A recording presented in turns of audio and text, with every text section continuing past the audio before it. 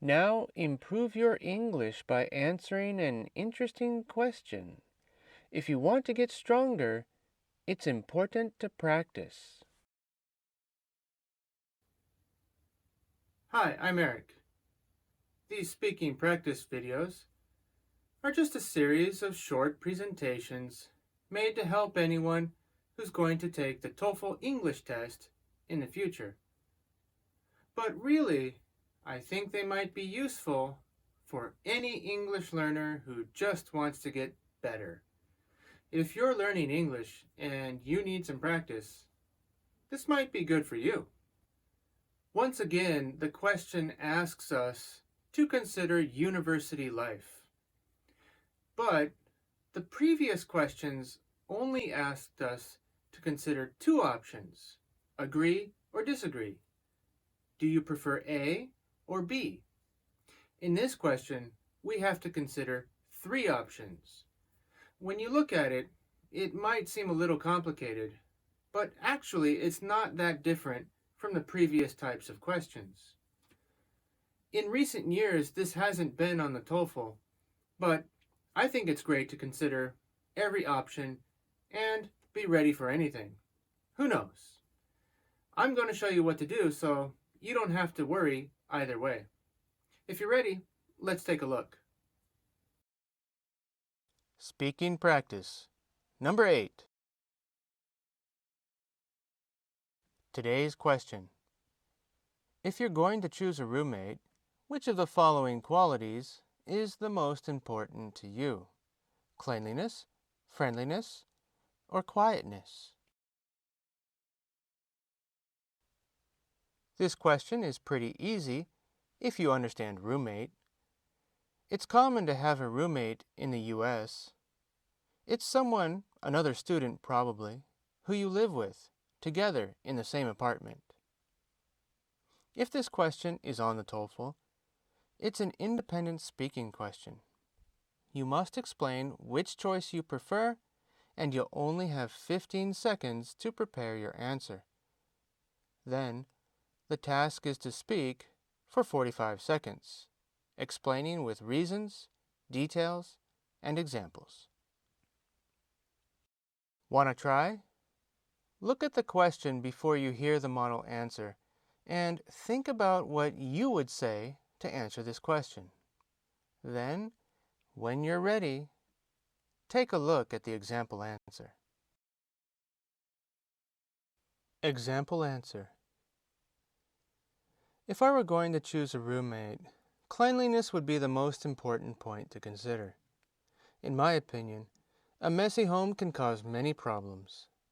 Friendliness is less important because a roommate can be separate from your friends. You don't have to hang out together. And I think noise is somewhat trivial because it's just part of life. Everybody listens to music or watches TV sometimes.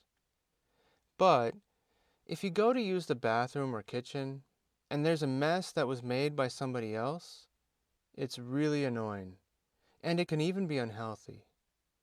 For example, if you come home late, maybe you'll want to cook dinner. But if there are dirty dishes, you can't even eat unless you clean up your roommate's mess first. So I think a messy roommate would be the worst.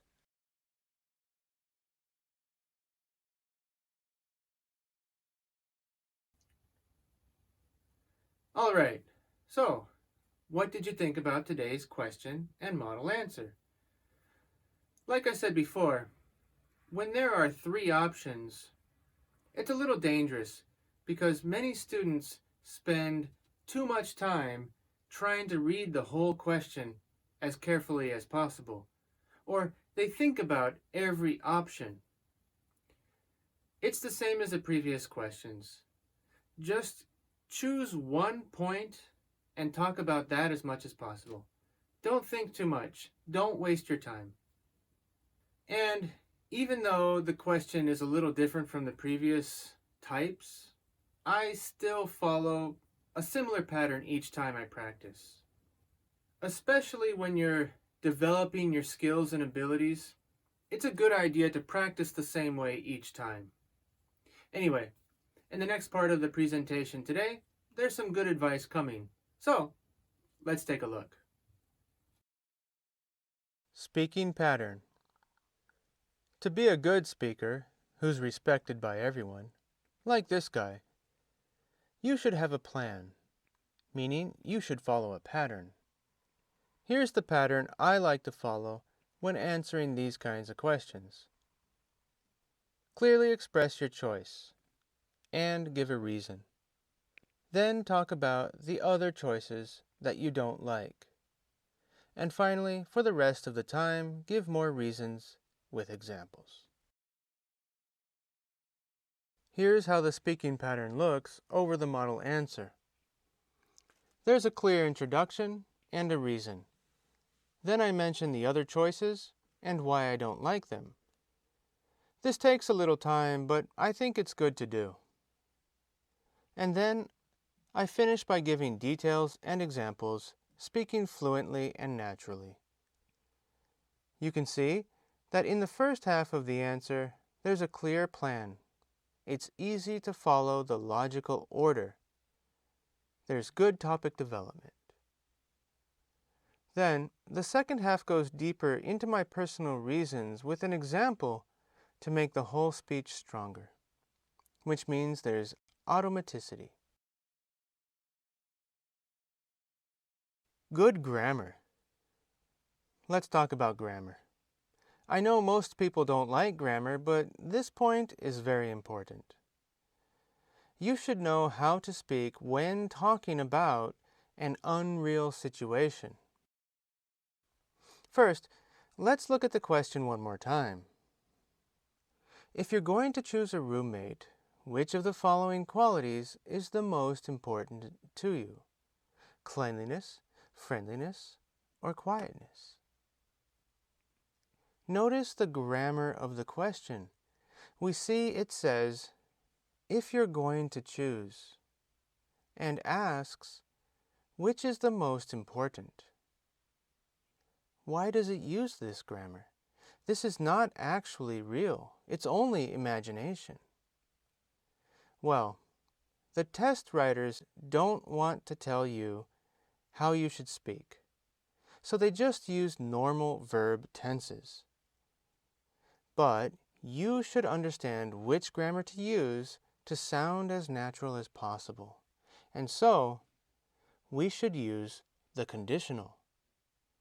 This grammar has 2 points, and it's a little difficult to learn. But let's take a quick look. First, the question says, if you're going to. But using the conditional, we're going to answer by saying, if I were going to. Then, the question says, which is the most important? But in your answer, you should say, this would be the most important. When you understand how to use and when to use this grammar, your answer will look like this. If I were going to choose a roommate, cleanliness would be the most important. That sounds great, like a fluent and smart native speaker. Keywords. For this topic, choosing a roommate, the following words came to my mind. Trivial. A trivial thing is something that's not very important or serious. It doesn't have a very big effect on anything. Deciding to drink Pepsi or Coke is trivial. It's just not that important. Next is annoying. Something troublesome or bothersome, something that causes a bad feeling of irritation. Yeah, this situation looks annoying. Finally, mess or messy. These words mean dirty, unclean, disordered. Here's a messy room. The opposite is tidy or organized. Do you have a messy room or a tidy room? Next question. The university decides to remodel the dormitory, adding a new room to it. What kind of room do you recommend be added to your dormitory? A cafe, a study room, or a games room? Try it on your own before watching the next video. Anything you choose is okay, but you have to give reasons and explain it clearly. Oh, and try using the conditional when you answer. After you prepare your own answer, you can compare it with mine. And I'm sure you'll be the champion.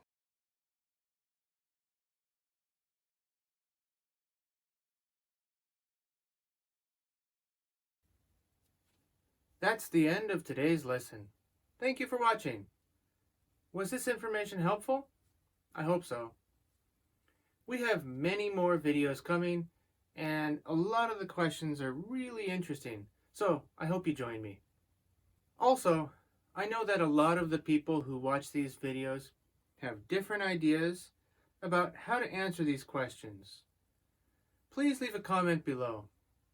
I'm sure it will start an interesting conversation, and it will be helpful to the other learners. Please push the like button and subscribe to my channel if you thought it was helpful or interesting. I hope you did. I'll see you next time. Thank you.